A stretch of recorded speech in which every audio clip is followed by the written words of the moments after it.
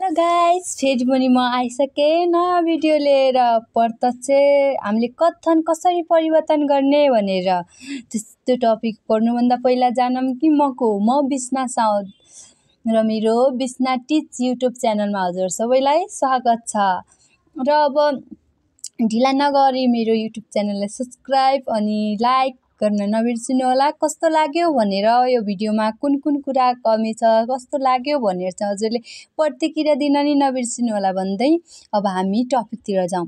आज मैले very shortcut तरिकामा कथनलाई कसरी परिवर्तन गर्ने त, कथन भनेको के हो भन्ने कुरा मैले बुझाउन खोजिरहेको छु र कति बुझ्नुहुन्छ त्यसको प्रतिक्रिया चाहिँ कमेन्ट बक्समा दिन नबिर्सिनु होला भन्दै अब हामी कथन परिवर्तनको टपिकतिर लागौँ त है। कथन भनेको के हो पहिला चाहिँ त्यो बुझौँ हुन्छ। कथन भनेको कुनै व्यक्तिले बोल्ने शब्द वा वाक्य भन्ने बुझिन्छ। कथन भनेको जस्तै मैले बोलिरहेको छु भने यो नि कथन भयो नि त। कथन सामान्यतया दुई प्रकारका हुन्छन्। कथन कति प्रकारका हुने रहेछन्? दुई प्रकारका, एउटा प्रत्यक्ष कथन, एउटा अप्रत्यक्ष कथन। हामी पहिले प्रत्यक्ष कथन भनेको के हो त्यो बुझौँ है। प्रत्यक्ष कथन भन्नाले कुनै व्यक्तिले भनेको कुरा जस्ताको त्यस्तै भन्ने बुझिन्छ। जस्तै मैले के भने भनेर कुनै तेस्रो व्यक्तिलाई भन्नु।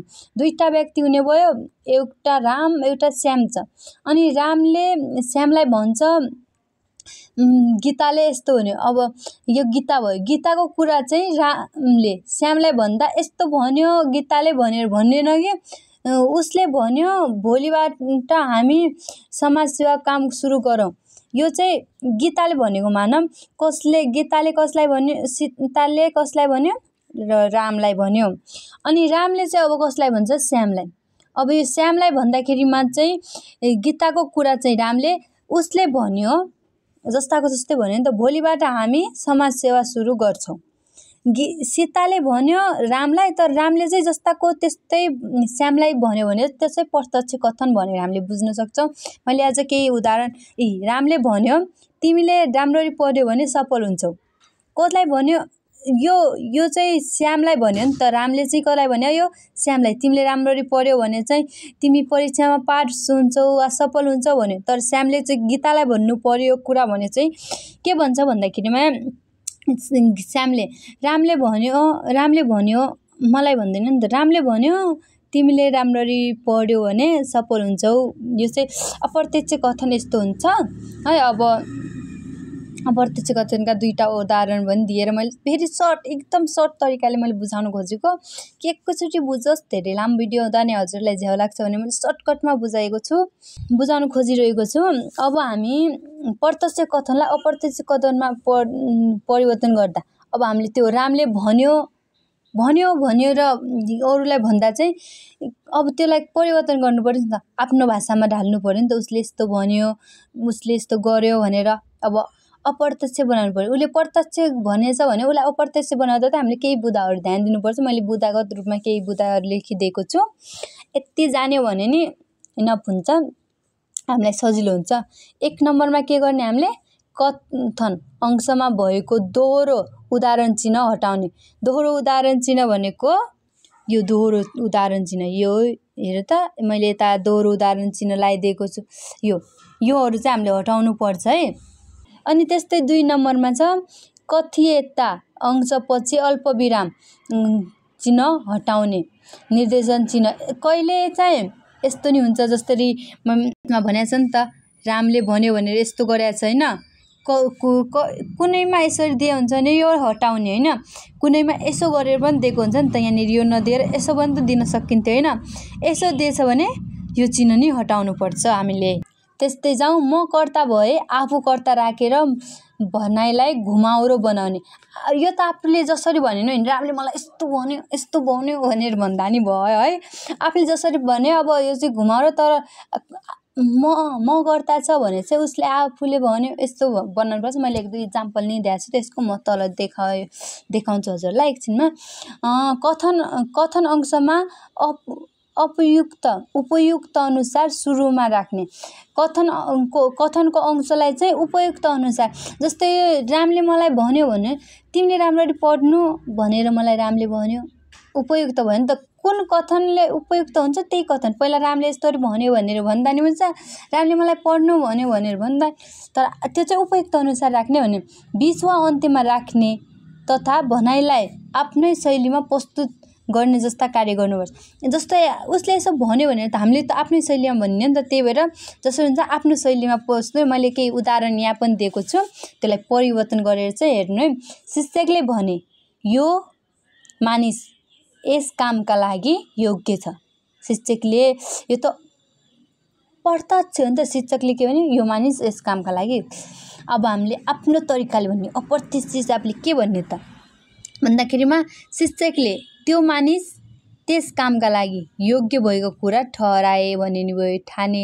अब शिक्षकले ठाने नि त, अब हामीलाई भन्यो नि त त्यो कामका लागि राम्रो छ नि, शिक्षकले त्यसलाई होइन राम्रो कामका लागि ठहराए। तिमी डुल्न जान्छौ, मैले उसलाई मैले भनेको थिएँ नि त यो अगाडि पछाडि आउँदा अब झुक्किने होइन कि यो यहीँ हुनुपर्छ भन्ने नि हो नि त, यो पछाडि नि हुनसक्छ अगाडि नि हुनसक्छ। मैले अघि भनेको थिएँ नि त अगाडि पछाडि उपयुक्त अनुसार।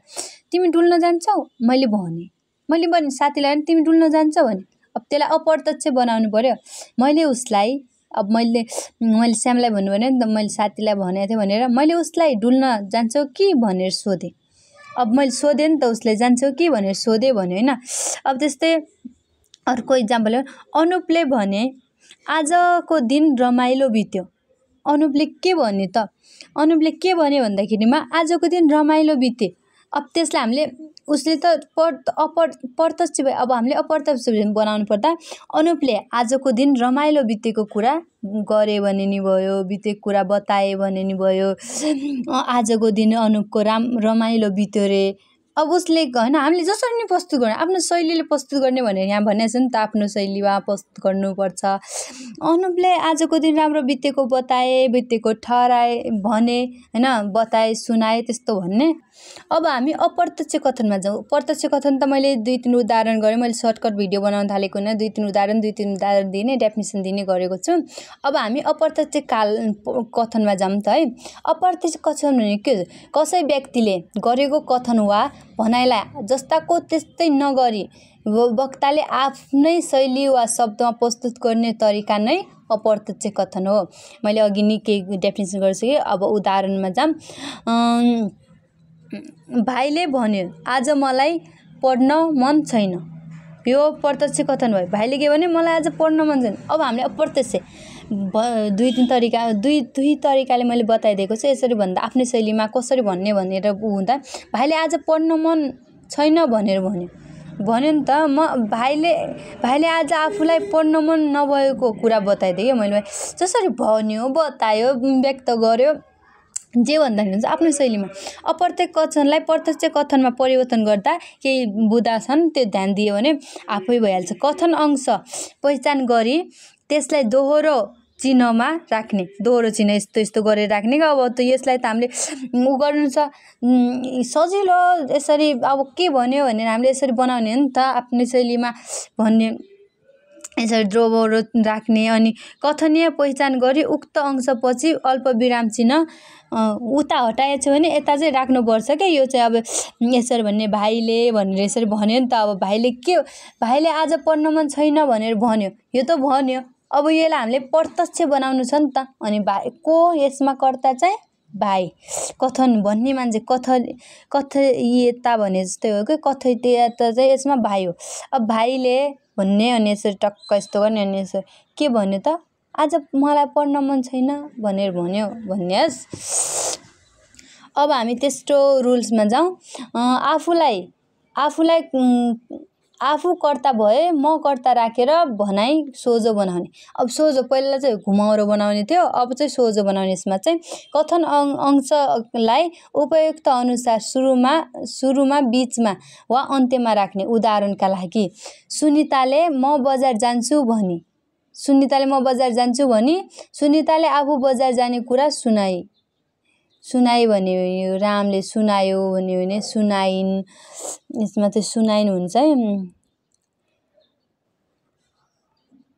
सुनाइन्, आफू जाने कुरा सुनाइन् भने हामी मिलेनौँ भने देश विकास सम्भव छैन नेताले भने। हामी नमिले देश विकास सम्भव नहुने कुरा नेताले गरे। बुबाले मलाई सम्झाउँदै भन्नुभयो, नजाने गाउँको बाटो नसोध्नु भने बुबाले सम्झाउनु भयो। प्रत्यक्ष कथन गर्दा चाहिँ हामीले भनेर भनीले पनि जोड्न सक्छ होइन। अनि ल अब मलाई आशा छ हजुरले यो कथन परिवर्तन गर्न चाहिँ बुझ्नुभयो भन्ने आशा गरेकी छु। र हजुरले कहाँ बुझ्नु भएन र कुन केही कुराहरू सोध्नु छ भने कमेन्ट बक्समा सोध्न सक्नुहुन्छ। र कतिको राम्रो लाग्यो हजुर च्याट बक्समा कमेन्ट गरेर बताउन सक्नुहुन्छ।